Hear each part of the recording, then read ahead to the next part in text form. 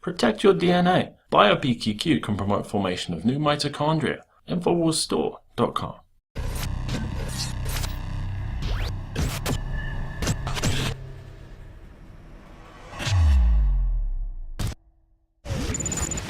Well, tonight, I am going to try to convince you without a reasonable doubt that it is the left that is responsible for all the political violence that we are seeing in the United States right now. The civil war that the left is trying to take hot. Now, I wanted to start it off with this little cartoon that I think accurately depicts what we've seen take place over the course of about the last 12 months, about the last year. And you can see during the campaign, you can see the media is all happy. The Clinton supporters are all happy. Love Trump's hate. Love and kindness. The election isn't rigged. You're just losing. Just accept the results. We remember all that. We remember the mainstream media telling the minions, the brainwashed masses, the hearsay mafia, that it was without a doubt going to be Hillary Clinton for the win. But now, well, that the mainstream media was wrong and Trump is victorious, you can see that the left is in panic, the media is in panic, and now they want to riot, burn everything to the ground, blame Russia for everything, blame Comey, then say they like Comey, then blame Trump, not my president, they won't accept the results, and many, many more of which we're going to go over now. So, first, I'm going to lay the groundwork as to why it is the left to blame for violence in the United States. Let's start with Tim Kaine, who called for fighting in the streets. Go ahead and roll that clip. We are so excited that the American public is energized to speak out against the abuses of this administration. Democratic senators led health care rallies, Save Our Health Care, on Martin Luther King Day in about 75 cities around the country, including Richmond. Tens of thousands of people rallied to save our health care. Then the Women's March that was organized at a grassroots label. Then people protest to these orders. So the way we get outside the bubble is we take advantage of this tremendous public outcry against the administration. What we've got to do is fight in Congress, fight in the courts, fight in the streets, fight online, fight at the ballot box. And fight in the streets. Fight in the streets. A quote from Tim Kaine, who says it's a grassroots uprising. BS, it's Soros funded. It's a deep state operation. So there's Tim Kaine calling for fights in the streets. Let's not forget, Hillary Clinton launches the Resistance PAC. Hillary Clinton, one of the deepest members of the government, the deepest members of the state, that was what she campaigned on, all of her experience. Now, magically, she just becomes the resistance overnight. But the resistance, you must resist. We must resist this evil that is Donald Trump, they tell you. And it doesn't stop there. We even have leprechauns that have joined this movement. Robert Reich. Now, this guy has multiple YouTube channels that he's doing videos on. One you can find all his videos on is Resistance is Fertile, and he's got hundreds of videos there. He's got everybody covering his national resistance campaign to fight Trump's regime. Again, that phrase, resistance.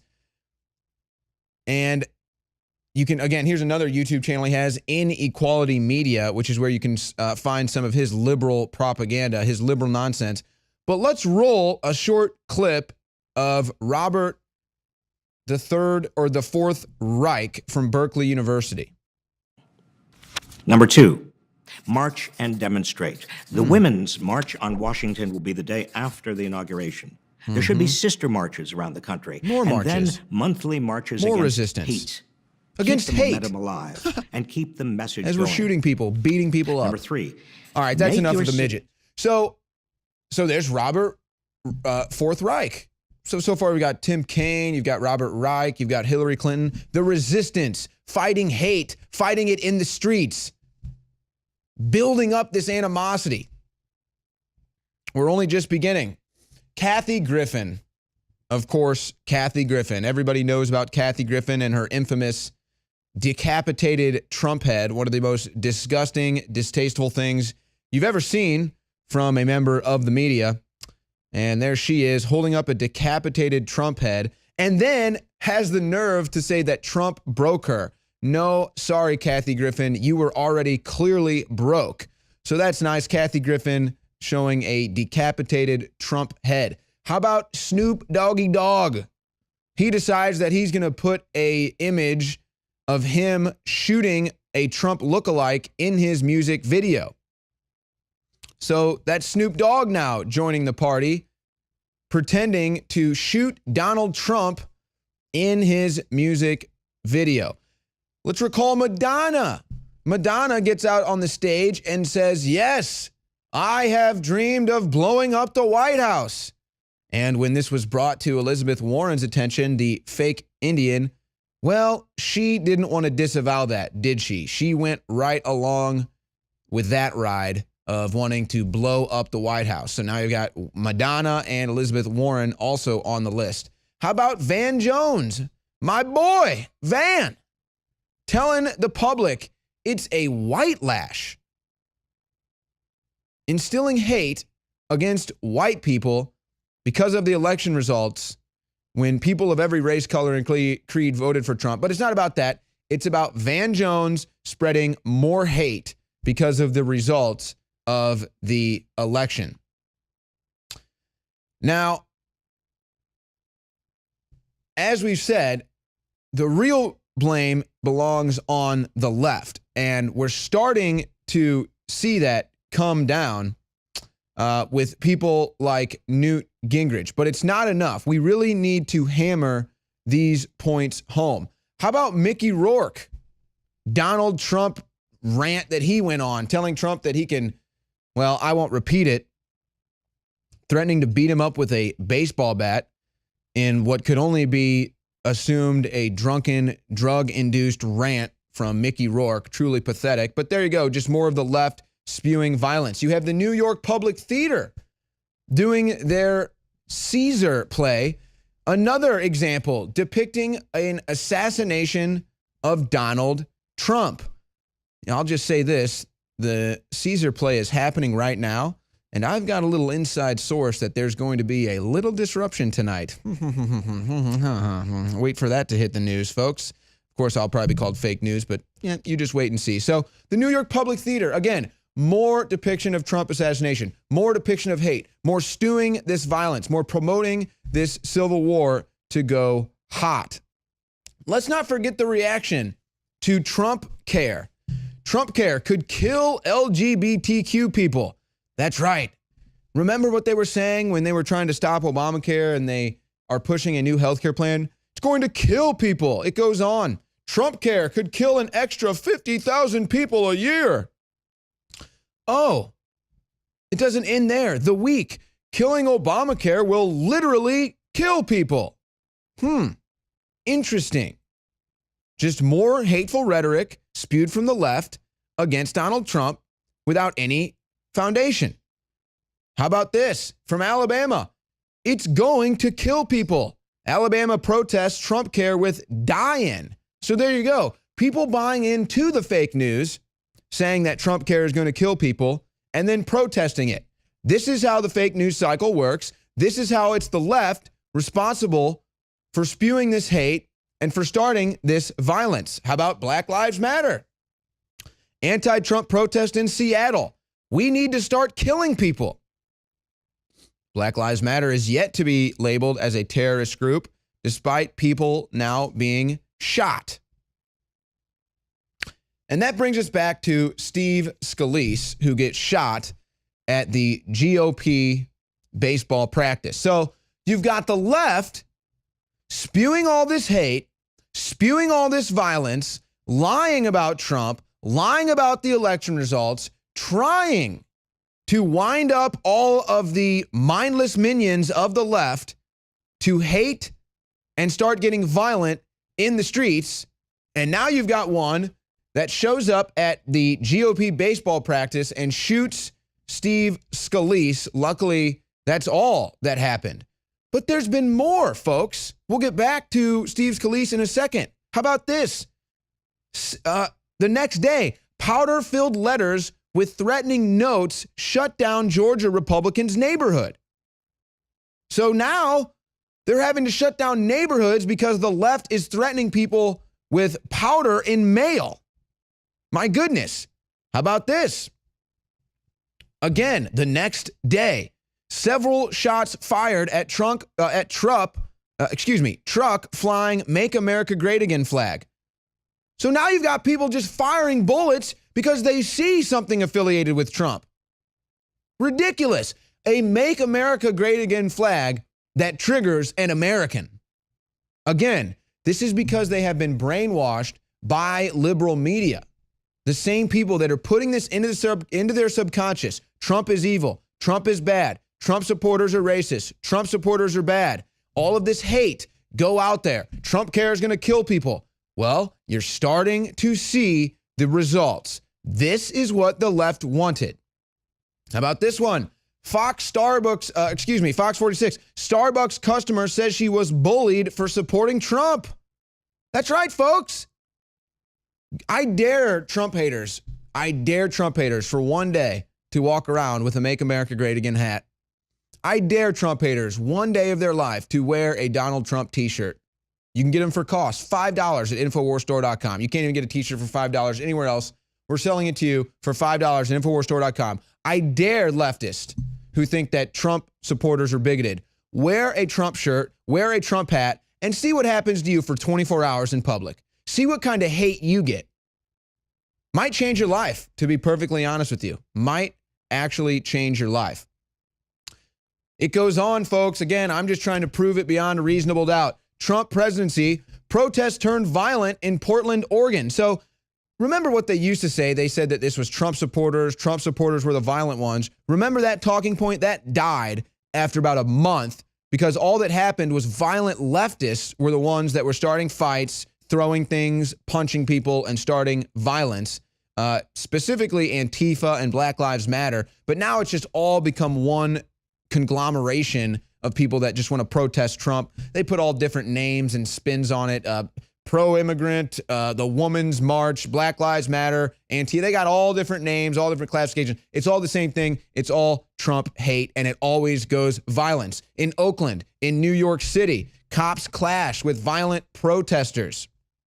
How about New Mexico? Protests turned violent outside Trump New Mexico event. That's not the Trump supporters, folks. Anti-Trump protests turned violent. 2 cops hospitalized, more than 200 arrested. That was during the Women's March in D.C. Now, here's a list that the Daily Caller has put out. List of attacks against conservatives is mind-blowing. I'm not going to go through all these lists, folks. It's a long list. I've hit some of them, but not even all of them. Again, the left is inciting and guilty of violence. And then you've got Rachel Maddow, who knows she's guilty. Finally, she has a show that has some ratings. So she's smart enough. She edits her show to avoid addressing the GOP shooter because she knows that it's her side of things that are responsible. Now, what happened with Steve Scalise? What is the story behind the story?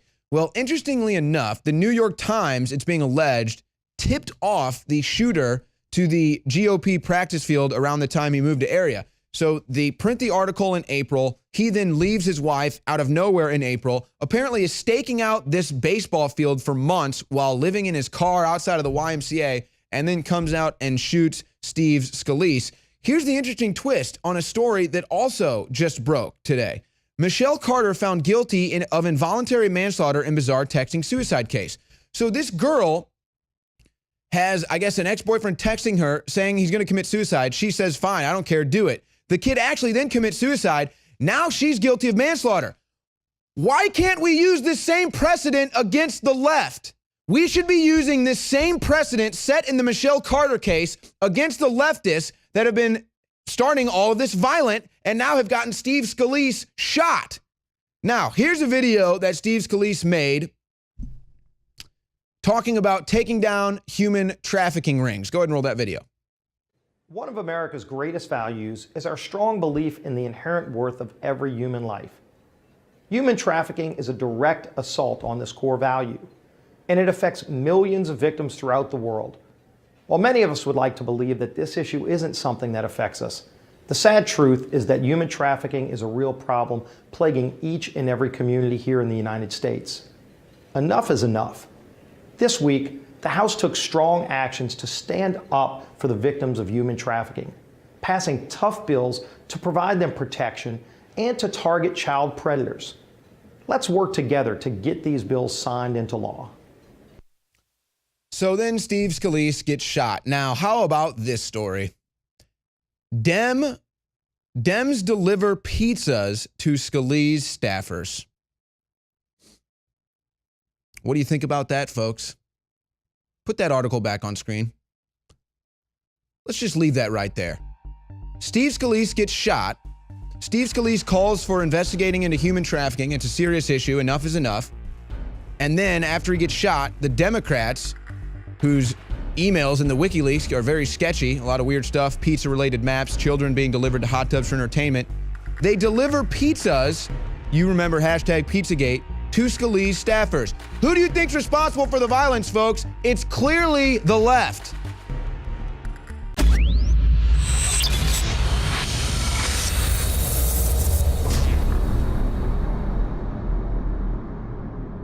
I want to tell you about some of the products at InfowarsStore.com. We are under constant attack. You know it by now from the mainstream media. They're trying to attack us on every level. Now with the YouTube scandal, they're demonetizing our channels, which again takes a huge chunk out of our income, which is why we always appreciate and rely on you getting the products, because that's how we stay afloat.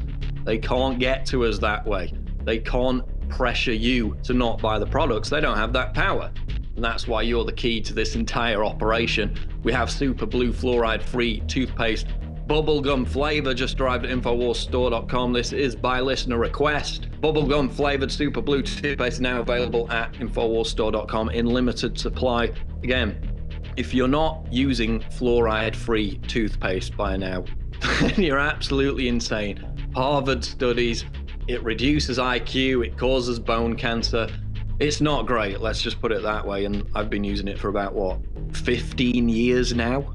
So you're gonna buy it anyway, why not buy it from us? It's in limited supply, but it is available at InfowarsStore.com with the new bubblegum flavor, Super Blue fluoride-free toothpaste, and it supports this network, which is under constant demonization and attack, because we don't take big fat checks from George Soros. We don't get put on extremist lists even though they want us to. That's how they're taking away the YouTube money. That's why we need your support more than ever, because we're not funded by giant corporations who are now pulling the plug on YouTube as they move it into a TV thing, a Netflix model, to drown out independent voices. So support us by getting the products at InfowarsStore.com.